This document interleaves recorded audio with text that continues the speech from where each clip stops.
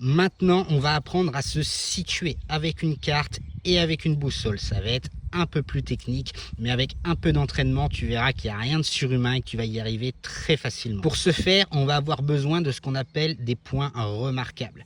Par exemple, ça peut être en ville une église, ça peut être une mairie.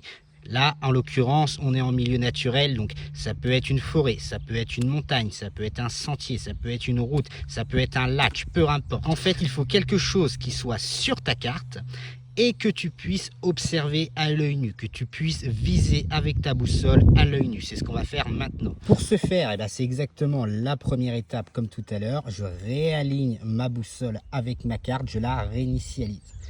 Maintenant que j'ai repéré des points remarquables, je vais venir les viser avec ma boussole. Pour une triangulation, on a besoin d'au minimum 2 points remarquables. Si tu en as 3, ce sera un peu plus précis, mais 2, c'est le minimum syndical.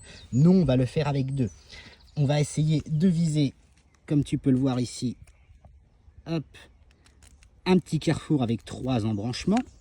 Et on va essayer de viser justement la petite route, le petit sentier ici qui mène à la départementale. Le petit sentier, la petite route qui mène à la départementale, tu vois, c'est juste là. Là, tu as le parking.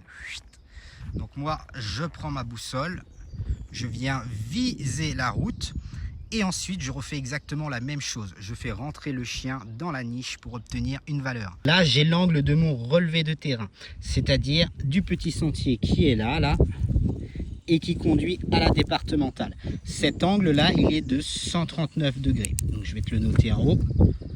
139 degrés.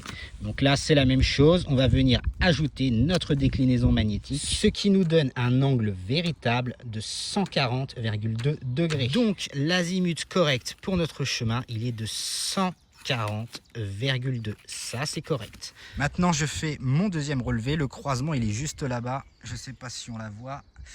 Il y a la petite croix. Bref, il y a plein de voitures. J'ai fait le relevé de mon croisement qui est ici, depuis ma position. Donc, bien sûr, sans bouger, sans aller me trimballer, parce que sinon, ça fausse tout. Et là, on a un angle de 210 degrés. Donc, je fais la même chose. Je viens noter mon 210 degrés.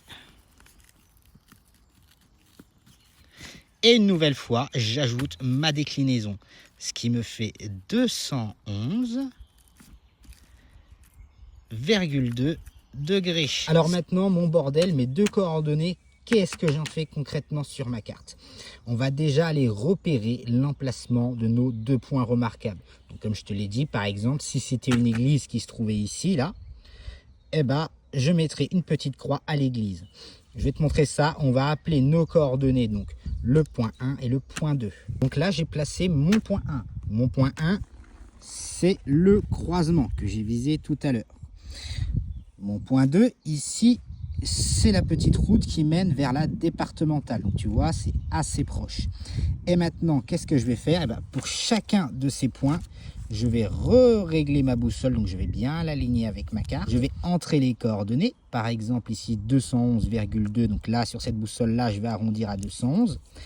Et je vais placer ma boussole, donc le témoin ici, la flèche indicatrice de direction sur le chiffre 211. J'ai réglé ma valeur de 211 et maintenant je vais venir placer ma boussole, la flèche en direction justement de mon point numéro 1. Et je vais la positionner jusqu'à ce que le chien y rentre à la niche. Et là, je vais venir tracer ma première droite. Ma première droite est tracée. Donc ça, c'est la droite, je le répète, du point numéro 1, 211 degrés. Ça fait un peu brouillon, mais j'ai beaucoup de choses à écrire là-dessus. Et maintenant, je vais faire la même chose avec le deuxième et avec le troisième, si j'en ai un. Donc, je programme à 140.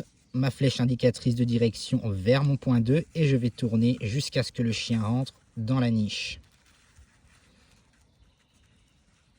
Hop.